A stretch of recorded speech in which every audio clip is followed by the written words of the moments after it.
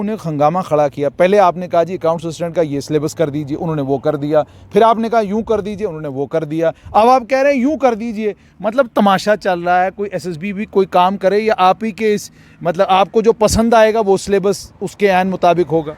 नहीं, मैं ऐसा कह रहा हूँ कि JKSSB ने जिस तरह से रिसेंटली रिवाइज सिलेबस जो उनकी ऑफिशियल वेबसाइट पे आया है, उसमें उन्होंने स्पेशली पार्टिकुलरली एक स्ट्रीम को, कॉमर्स को वेटेज दी हुई है। 30 मार्क्स का जो उन्होंने कॉन्टेंसी रखा हुआ है उसको 30 मार्क्स दे दिए हैं। मेरा ऐसा मानना है, और प्रैक्टिकली बात कर रहा हूँ, कि उसमें जो अदर स्ट्रीम्स के बच्चे हैं, चाहे वो आर्ट्स के हैं, चाहे मेडिकल के हैं, चाहे वो नॉन मेडिकल के हैं, तो उनको इक्वल वेटेज होनी चाहिए। आप मुझे ये बताइए, हाँ, लगाना आपने अकाउंट्स असिस्टेंट है, उसमें ये मेडिकल वाला क्या करेगा, बॉटनी वाला, जोलॉजी वाला उसमें क्या करेगा? मतलब ये है कि जनाब हमको किसी भी तरीके से नौकरी चाहिए, हुकूमत को क्या चाहिए, हमें उससे कोई लेना देना नहीं, आप हमें नौकरी दे दीजिए, जो सिलेबस हम कहेंगे उसके ऐन मुताबिक दीजिए। नहीं, हमने ऐसा नहीं कह रहे हैं। उसमें अगर वो अकाउंट असिस्टेंट लगना है तो मेडिकल वाला क्या करेगा, ये ग्राउंड गवर्नमेंट ने और JKSSB ने क्लियर करना था। अगर उन्होंने अपॉर्चुनिटी मेडिकल वालों को, आर्ट्स वालों को, नॉन मेडिकल वालों को दे के रखी हुई है, तो फिर उसमें इक्वल वेटेज होना, मैं ऐसा मानता हूं कि इक्वल वेटेज होना चाहिए।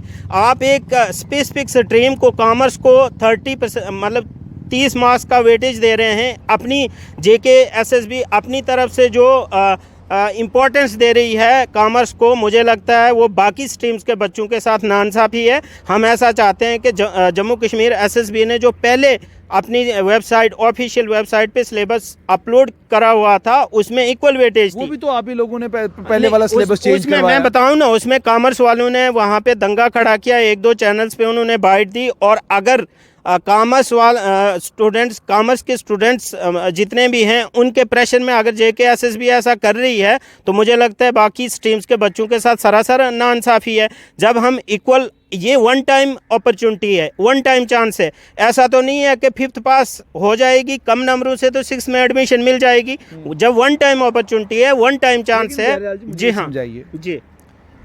एक केमिस्ट्री का स्टूडेंट है, उस केमिस्ट्री के स्टूडेंट ने पूरी ज़िंदगी ये पढ़ा है केमिकल इक्वेशंस क्या हैं, इक्विलिब्रियम क्या है, केमिकल्स के बारे में पढ़ा है, उसने पीरियोडिक टेबल याद किया है, पीरियोडिक टेबल के जितने एलिमेंट्स हैं उन एलिमेंट्स को लेकर उसकी समझ बहुत ज़्यादा है। मुझे ये बताइए, वो बेचारा जब अकाउंट्स के यहाँ जाएगा वो करेगा क्या वहाँ पर? वहाँ तो खाता बनाना है, वहाँ खाते का ख्याल रखना है, लोगों के खातों का ख्याल रखना है, और क्लरिकल जॉब है। क्या आपको नहीं लगता ये कि SSB को भी कम से कम अगर अकाउंट्स असिस्टेंट की जॉब है तो उसको मुख्तस करना चाहिए फाइनेंस से जो बच्चे डील करते हैं, चाहे वो कॉमर्स वाले हैं, चाहे वो अकाउंट्स वाले हैं, चाहे वो स्टैटिस्टिक्स वाले हैं, उन तक महदूद कर देना चाहिए। और इसी तरीके से जो बाकी फील्ड हैं, जिस फील्ड में आपको सिर्फ ग्रेजुएशन की ज़रूरत है, उस फील्ड को कम से कम ग्रेजुएटों के लिए ही मुख्तस करना चाहिए। क्या इस बात को आप मानते हैं, या आपको ये लगता है कि ग्रेजुएशन क्राइटेरिया रखा जाए, उसके बाद जो मर्जी वो स्ट्रीम हो, नौकरी मिलनी चाहिए? नहीं, नौकरी का मसला नहीं है सर। जो बच्चा, जब JKSSB या जम्मू कश्मीर गवर्नमेंट इस तरह की पोस्टें लाती है और उसमें वो कहते हैं कि आपको ये क्वालिफिकेशन कंपलसरी है, उसके बाद किसी भी स्ट्रीम का बच्चा हो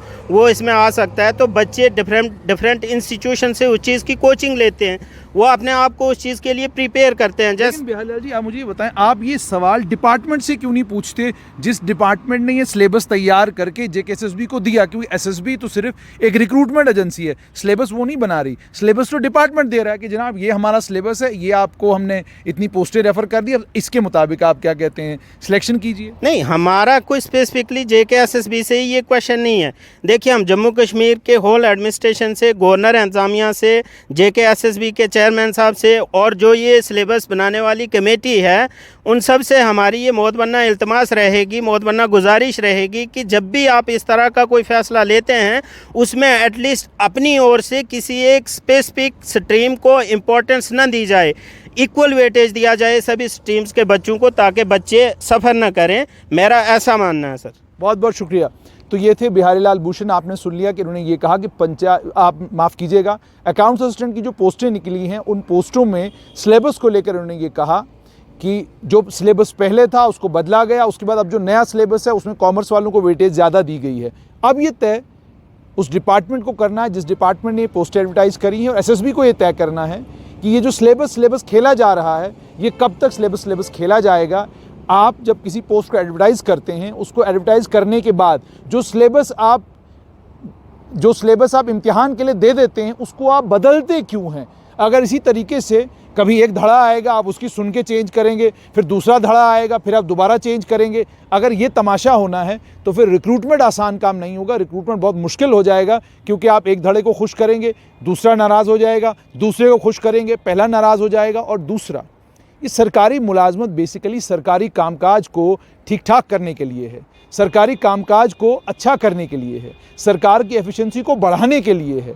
यूँ लगता है कि सरकारी मुलाजमतों को लोगों का घर चलाने, सिर्फ़ और सिर्फ लोगों का घर चलाने के लिए सरकारी मुलाजमतों को रखा गया है।